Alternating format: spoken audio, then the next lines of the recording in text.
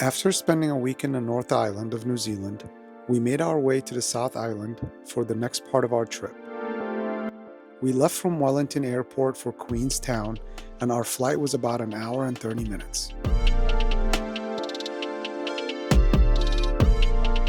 When we arrived to Queenstown, it was cold and pouring rain that day.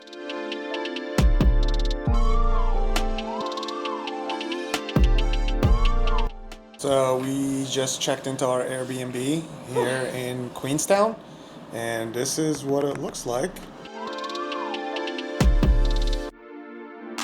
Lucky for us, our Airbnb had everything we needed, including different types of games, so we hunkered down for the night to wait out the rain and relax ahead of our road trip.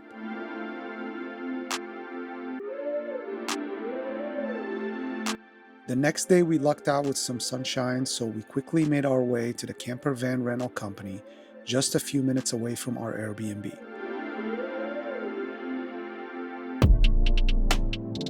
Brits came highly recommended for campervan and home rentals, so we decided to go with them. We signed our paperwork, made a quick inspection of the camper, got our camper brief, and hit the road.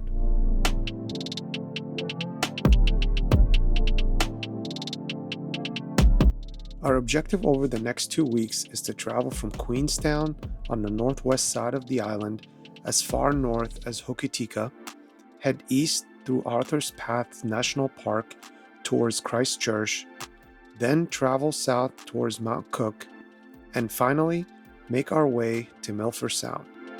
In this video, we will highlight some of our major destinations and must-see spots along this route. But first, we needed to make a quick stop and get our supplies for the road.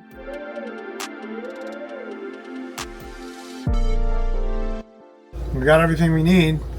We're ready to hit the road, so let's go.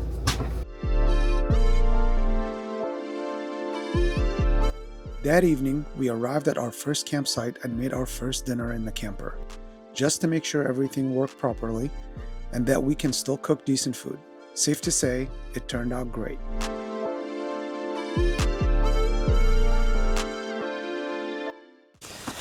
Alright guys, it's day 3 in the Southern Islands and our second day in the camper.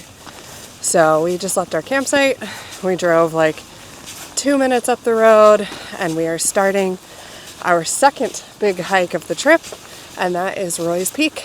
So it starts on private land, pretty defined trail, very crowded already, it's like 7:30, and we'll tell you more as we go along.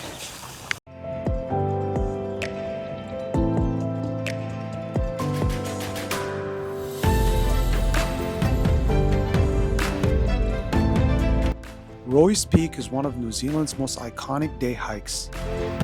Rising above Lake Wanaka, the trail is a steady but steep climb with a little over 1,200 meters in elevation gain. It is a challenging climb, but the views at the top make it absolutely worth it.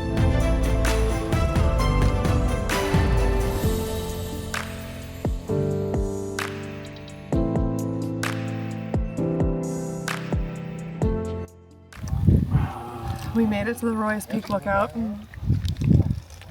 It was really rough.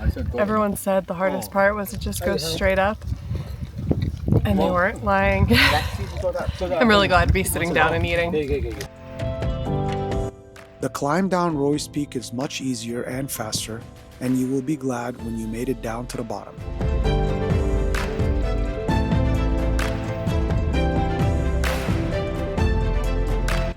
Okay, so I can see my camper right now. We made it to the bottom of Roy's Peak. It was a tough hike, like I said, straight up for most of the hike. And then the way down is, as you've just demonstrated, a little slippery. Beautiful hike, tons to see, lots of sheep. Also means lots of sheep poop, but yeah, 10 out of 10, loved it. Abe? It was a good time.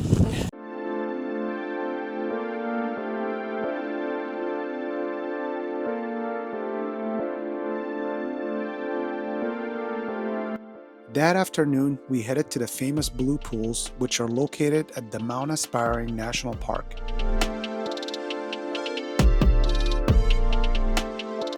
This 30-minute walk through the forest and over 2 suspension bridges ends at the icy and crystal clear blue water holes.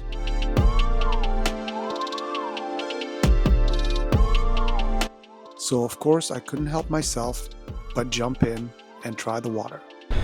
That was very cold. I think I'm gonna go again.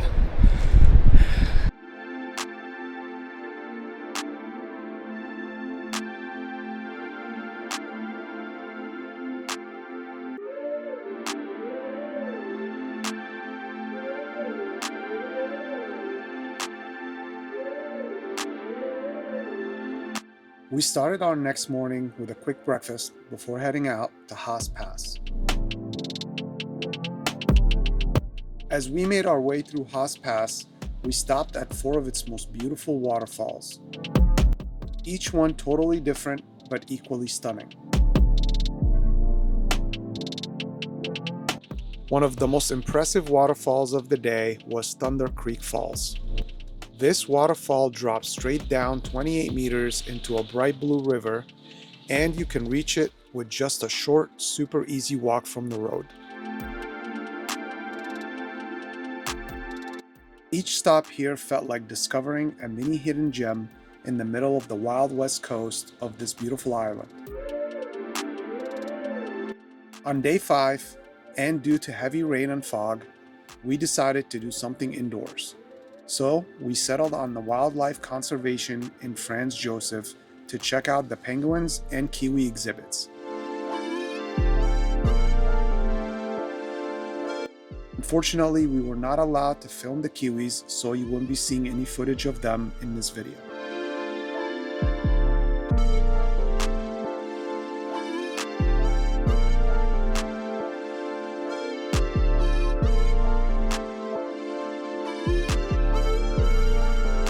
The next day, the weather began to clear up and we were back on the road heading north towards Hokitika. Our first stop was to the Hokitika Gorge. This 2-kilometer loop through the gorge takes about 45 minutes. And the best part here is the swing bridge, which gives you the perfect view of the river cutting through those white granite walls. On a sunny and clear day, the water here is typically crystal clear and turquoise like that of the Blue Pools.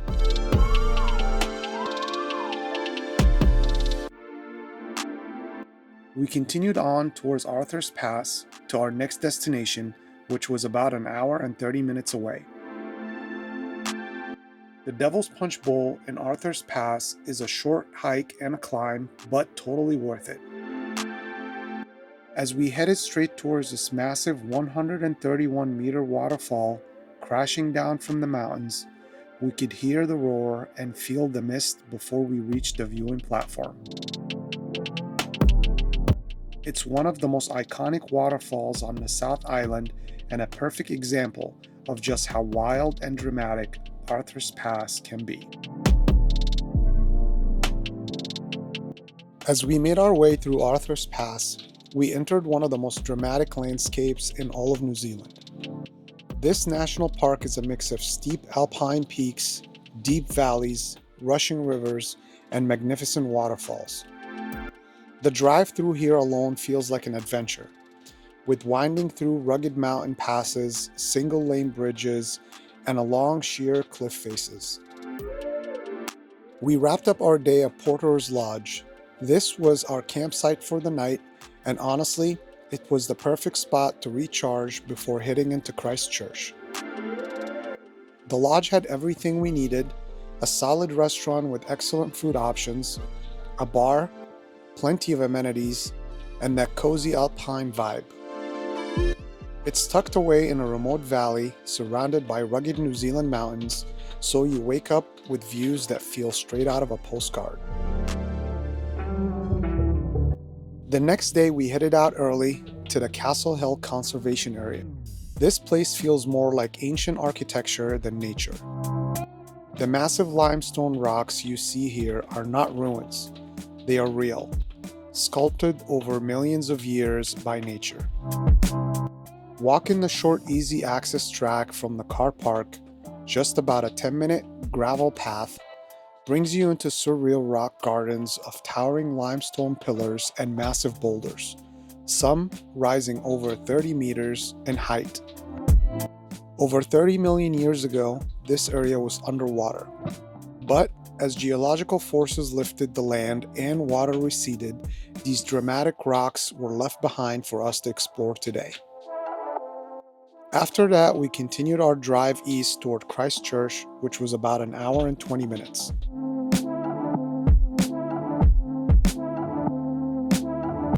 Christchurch is a perfect mix of history, creativity, and modern vibes.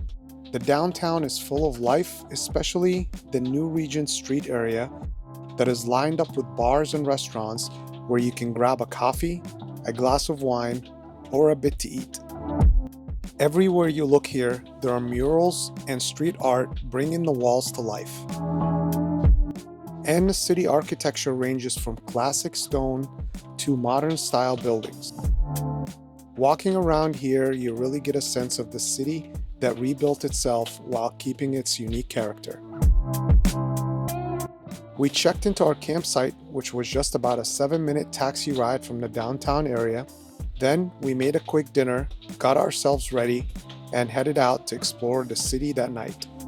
Then we made our way to the famous New Regent Street, which was full of charm and lots of fun things to do, especially when it's lit up at night. But before heading back, we grabbed ourselves a drink and some dessert at one of the local dining spots along New Regent Street and watched the famous Christchurch dinner trolley go by. We left Christchurch early and headed south towards Lake Tekapo, which took us about 3.5 hours with one stop.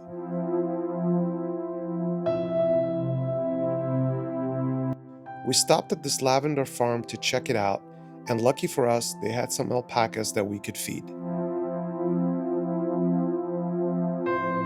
Lavender farms are very popular here, and this was a quick and fun stop before heading back on the road towards the lake.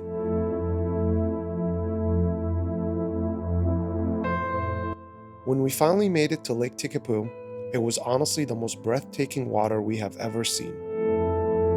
The lake has that bright turquoise color thanks to the fine rock particles from nearby glaciers, and when the light hits it, the entire lake glows.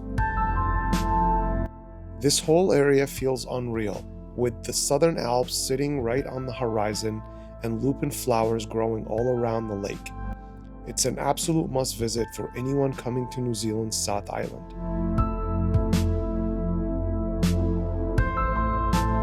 We chose the Lake's Edge campground for the night, and it ended up being the perfect spot. Set right above the lake with an easy walk straight down to the water, the facilities were great, and the campsite itself was spacious and has amazing views of the entire lake.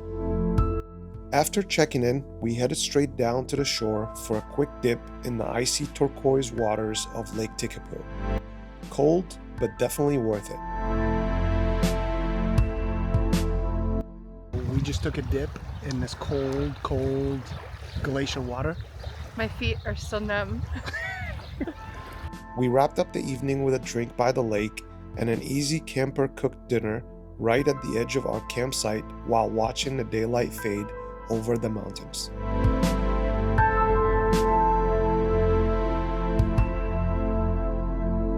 The next morning, we took our time leaving because it was just too nice to rush.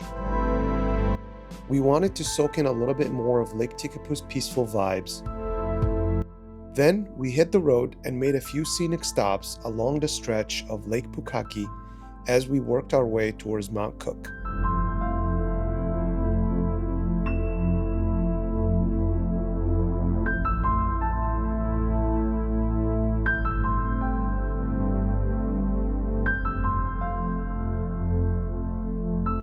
So you can see behind me, that's our campground, White Horse Hill, and it's at the bottom of the beautiful Mount Cook. We are literally surrounded by mountains, And right now we are on our way to see the Hooker Valley Track, which is a very popular track in New Zealand. There are a ton of people out today, and we are very lucky because it is directly across from our campground. So we're gonna go check it out. Let's go.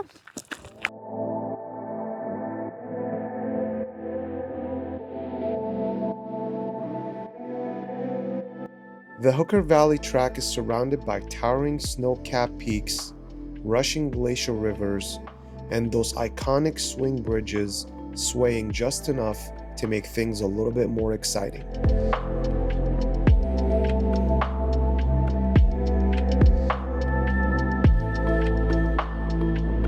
The path is super easy and well marked, which makes it a perfect hike for anyone who just wants to soak in the views without too much effort.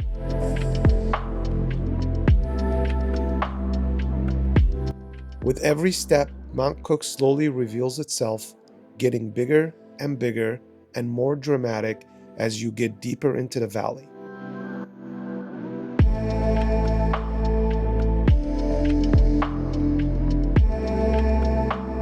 Okay, so that's a wrap. We just finished up the Hooker Valley Trail.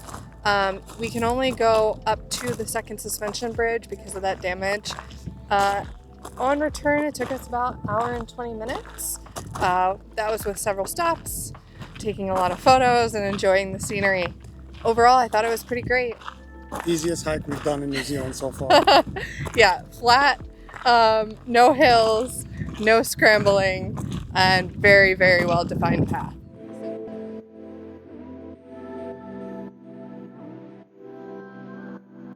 Okay, so this morning we're getting ready to ride this helicopter back there to go do our glacier tour, which is something we're very excited about. So we just checked in and now we're waiting for our tour guide, and we'll show you the rest here in a few minutes. After checking in, we received a detailed safety brief to make sure we knew what to expect and make us aware of the potential dangers on top of the glacier. In addition, we had to sign a few waivers, then off to the changing room to get our glacier gear ready before our helicopter ride up to the glacier. But we couldn't go just yet. We had to wait. So we're standing outside. We're hoping our flight takes off. These flights are weather dependent, so looks like it's clearing up. So crossing our fingers and hoping we go.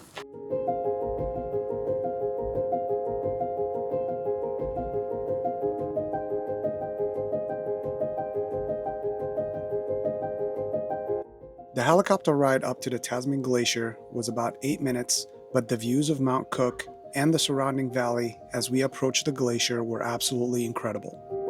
The Tasman Glacier is one of New Zealand's giants, a long, slow-moving river of ancient ice tucked deep inside Mount Cook's National Park. It's the largest glacier in the country, stretching through a dramatic valley surrounded by sharp, snow-dusted peaks. Over thousands of years, it has carved out the landscape you see today, leaving behind deep lakes, towering ice walls, and the unmistakable glacial blue waters. It's also one of the most accessible glaciers in New Zealand, which makes it popular for helicopter, scenic flights, and boat tours across the icy lake at its foot. And when you're standing on that glacier, surrounded by silence and mountains, it really feels like stepping onto a different world, raw, untouched, and a whole lot of exciting.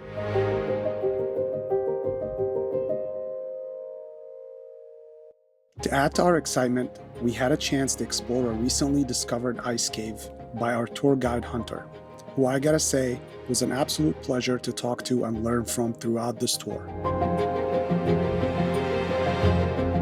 While we waited to explore the ice cave, we helped ourselves to some glacier water, filled up our bottles, and even made some ice slushies.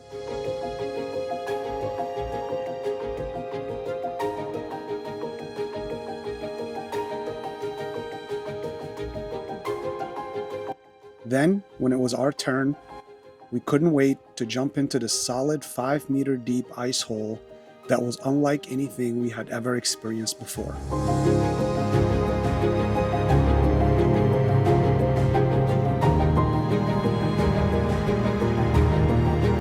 We were so fortunate to have this opportunity of good weather and a great guide. In all, it was a fantastic experience, and we absolutely recommend you give it a try if you're in New Zealand.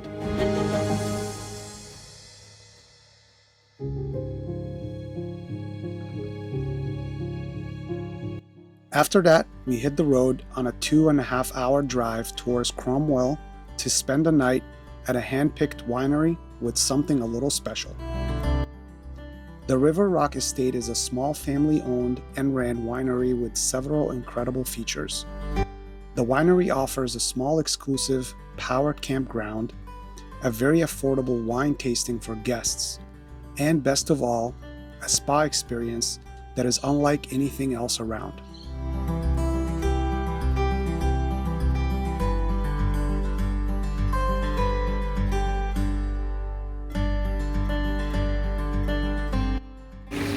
This is a great way to relax after a long day of hiking. We took full advantage of these amenities that evening and enjoyed a bottle of wine in our private spa while watching the sunset. This is something we highly recommend booking in advance if you want the same experience, because space is limited.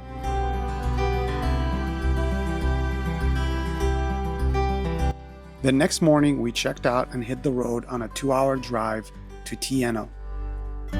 Tieno is this peaceful little getaway town tucked right on the edge of Fiordaland National Park and Lake Tieno. The town itself is small and relaxed, but it has everything you need before heading deeper into Fiordaland.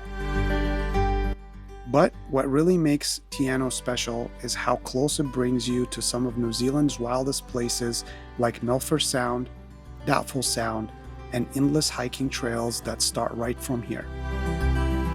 It is also a great halfway point to break up your drive from Queenstown. We took our time here to reset and get ready for our final destination the next day, which was Milford Sound. The next morning, we set off for the famous Milford Sound.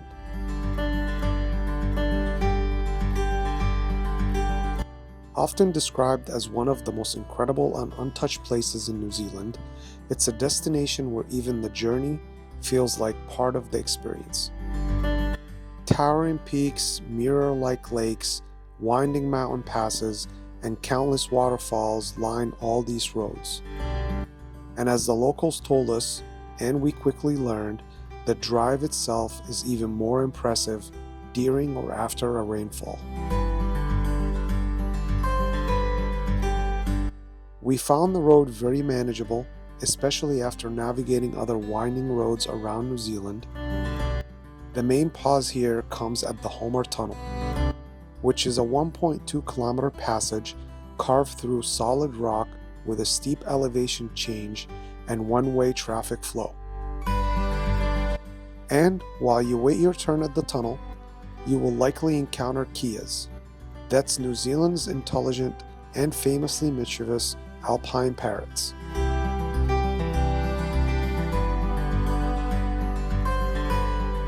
We opted to stay at the Milford Sound Lodge to maximize our time in the area. The campground here is surrounded on either side by waterfalls pouring down the cliffs, which was truly jaw-dropping.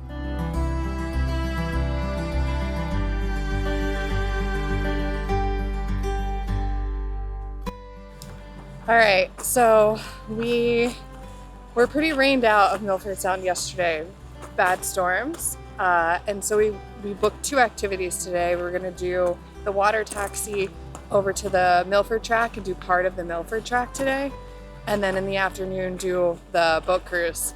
So we just arrived at the water taxi, and unfortunately, due to all the heavy rain, the tracks are flooded and the track is closed. Bad news is we can't do our hike today. Good news is that the bug spray works and the sandflies aren't completely landing on us. Even though the Milford Sound track was closed, we still made the most of our morning by exploring the small tracks throughout Milford Sound on the way to the boat terminal for our afternoon cruise. It was an easy, scenic 30-minute walk each way with lush forest, views of the sound, and waterfalls on every side. We booked our Milford Sound cruise through the reception desk at the Milford Sound Lodge the day prior. The lodge is affiliated with Southern Discovery's cruises, but there are several other options online and at the port for bookings. The cruise itself lasted about 2 hours, and when we got on the boat, we headed straight to the top deck and lucked out with a patch of sunshine.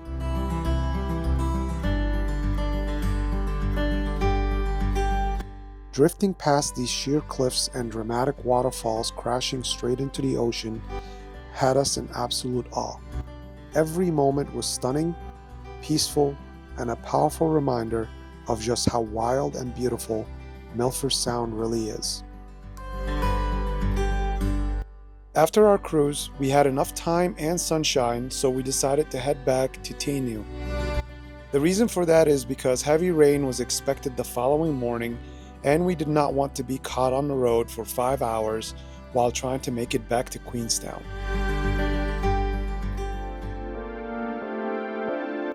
The next day, we returned to Queenstown, said goodbye to our cozy and reliable 2-week home, and made our way to explore this charming little town.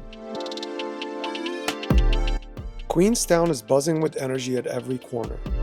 It might be a small city, but it's absolutely packed with bars, restaurants, and lively little shopping streets that make it feel like it's always in motion.